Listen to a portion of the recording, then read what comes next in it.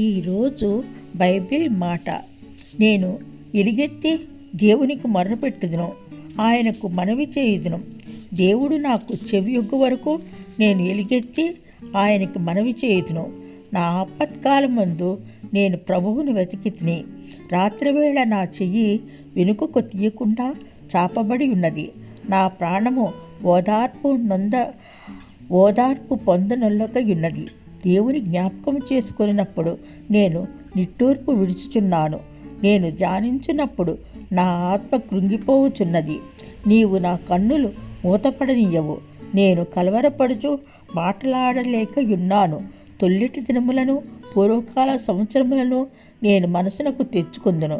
నేను పాడిన పాట రాత్రి ఎత్తు జ్ఞాపకం చేసుకొందును, హృదయమున ధ్యానించుకొందును.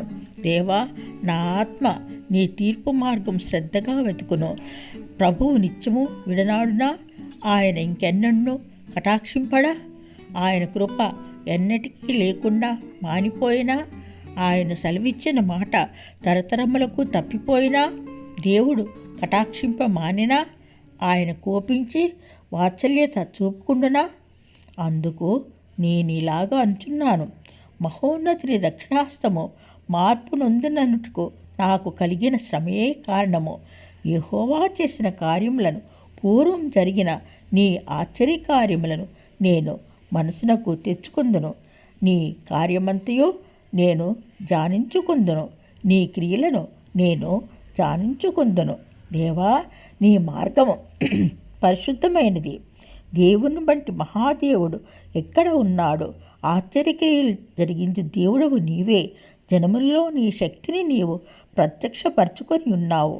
నీ బాహుబలం వలన యాకోబు యోసేపుల సంతతి వారగు నీ ప్రజలను నీవు విమోచించున్నావు. దేవా, జలములు నిన్ను చూచెను. జలములు నిన్ను చూచి దిగులుపడెను. అగాధ జలములు గజగజలాడెను. మేఘరాశులు నీళ్లు కుమ్మరించెను. అంతరిక్షం ఘోషించెను. నీ బాణములు నలుదిక్కులా పారెను.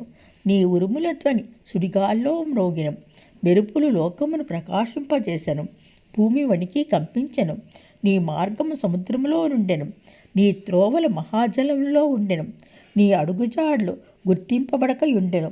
మోషే అహరోన్ల చేత నీ ప్రజలను మందవలే నడిపించితివి. ఆమెన్. కీర్తనలు 77వ అధ్యాయము కొన్ని వచనములు.